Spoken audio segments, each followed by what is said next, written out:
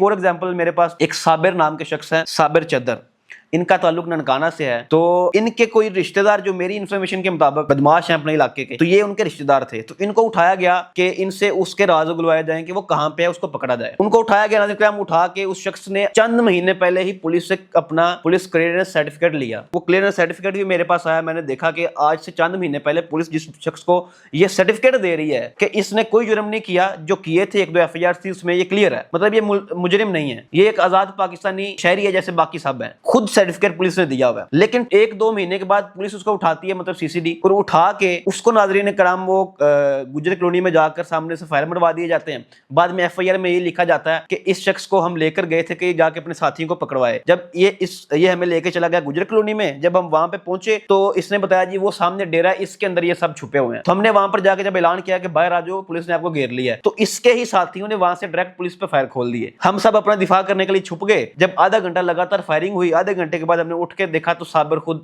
मर चुका था। मतलब जो बंदा साबिर है, जिसने कोई गुनाह ही नहीं किया, जिसके ऊपर कोई जुर्म ही नहीं है, सिर्फ उसको इसलिए उठाया गया कि ये फलां बंदे के पास हमें पहुंचा दे, उसका राज बता दे। अब वो केस स्टोरी क्या बनाई गई है कि वो खुद लेकर गया और उसी के साथियों ने उसको कत्ल कर दिया। हम अपना दिफा करके साइड पे हो गए, वो अपना दिफा नहीं कर पाया। बाद में पता चला कि उसके ही साथियों ने उसको मार दिया।